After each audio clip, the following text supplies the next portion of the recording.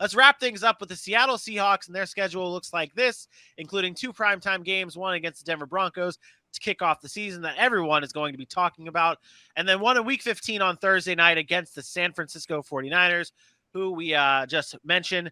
Dylan, what's your storyline heading into this Seattle Seahawks season? Well, writing for the Seattle Times here at this one, the storyline is, can Drew Lock thrive in his new start? He's got a revenge game Week 1 against his beloved Denver Broncos that drafted him. And, I mean, you got to look at Drew Lock throughout his career, right? His record, QB record, 8-13, a guy who has 25 touchdown passes to his 20 interceptions across 3 years. I mean, he's getting a fresh start. He's getting weapons on the outside. You got a Tyler Lockett. You got a DK Metcalf. You get a nice run game with Rashad Penny. You draft a Kenneth Walker, another big back that you can put back there. He's got weapons. And I know they mentioned the Geno Smith. He's ahead of him right now. And if that decision's made to go there, or anyone else they bring in at quarterback, if Drew Lock gets a chance to start, this is his time. Can he thrive? That's the headline. I think the headline is the new Denver Broncos. The QB carousel begins. At what point in time is it a new QB? We saw them rock with Geno Smith while Russell Wilson was out. He was supposed to be out for 6 months or 6 weeks. Sorry. Russell Wilson saw Geno Smith and said, I'm coming back in 3. And now he's slated to start. I'm not trying to slander him. He's been in this league a long time. He understands how to play the game of football, but he's not exciting. Drew Lock, I had my issues because of fantasy. But apparently the Seattle Seahawks really wanted him. They thought he just had a bad shape. Maybe they understand that they can use him a different way. Maybe they understand his arm talent's what they need, and he can be the guy to come in and play. Or is there still conversation about them going out and getting a guy like Baker Mayfield? Is Jacob Eason going to play football this season? Is there a chance that we see a wide receiver play quarterback in Seattle this year for one game because there's issues? I think they got some discussions to have in that QB room. And until they can come out and prove me wrong, that's just the way I'm going to feel about it. I don't think any of that stuff matters. I think we're talking schedule. Where are the wins? Where are the wins on this schedule for the Seattle Seahawks and where the state of their franchise is right now? We talked about great draft. Defense looks a little bit improved. They addressed the offensive line. You brought up all the weapons and running game. Where are the wins? And anybody that's going down the Seattle schedule, can you point out 7 wins? Can you get to 7 wins there? I got them at 4. I mean, they'll be solid at home. They'll compete against the teams when they play at home. They usually play pretty well. They go on the road. They don't play well already. And now you add in a quarterback who's not very good, or we at least perceive to not be very good, whether it's Geno Smith or Drew Lock or whoever else they bring in from now until the start of the season. Where are the wins? That's really what it boils down to for me. Yeah, we look at the rest of the way we had it shake out. I had about 3 wins.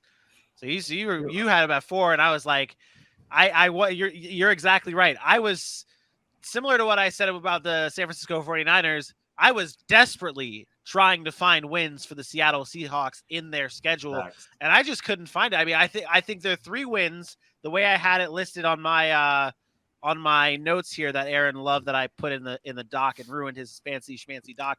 I have them a win over Atlanta in week 3. I have a win over the Giants in week 8. Yep. And then I have a win over Carolina. And that's it. That's all I have. Yeah, so I don't even have them beating Carolina. I have them winning 2 other division games, the Niners and the Rams. And again, because they're division games. The only reason why I have them winning against Carolina and even Atlanta here, I think if this game was in Atlanta, they'd win. And I think if this game was at Carolina, they'd win or they'd lose. I mean, that's what I feel like Carolina going on the road all the way to Seattle is that factor that why they lose. And then same with Atlanta. I think that's where they get the luck of the draw, and that's where they get 2 of their 3 wins on my schedule. I don't think a team like Seattle with as much veterans that they do have on that team are going winless in their division. That's where my other wins come from. They'll beat the Cardinals, the Rams, or the 49ers once or twice just because it's a division game at home and they'll get them. But yeah, you're right. There's not a lot of wins there. They're just not. I'm actually pretty sure I gave them a win or 2 as I was dozing off. I might have double counted one of them. But I think back to like Houston last year, and I feel like that's where Seattle might be now with a couple more veterans, and we were shocked that Houston pulled out 4 wins. So it may be between those two guys, and they're going to be right there picking at the top of the draft next season. So on the plus side, if Drew Lock or Geno Smith isn't the guy, there are apparently some great quarterbacks coming into the NFL next year. Yeah, part of the problem is they're playing the AFC West. So NFC West plays AFC West. So they already play in a tough NFC West, and they have to play the AFC West, which is the best division in football right now. Not a lot of wins on those schedules. Nope.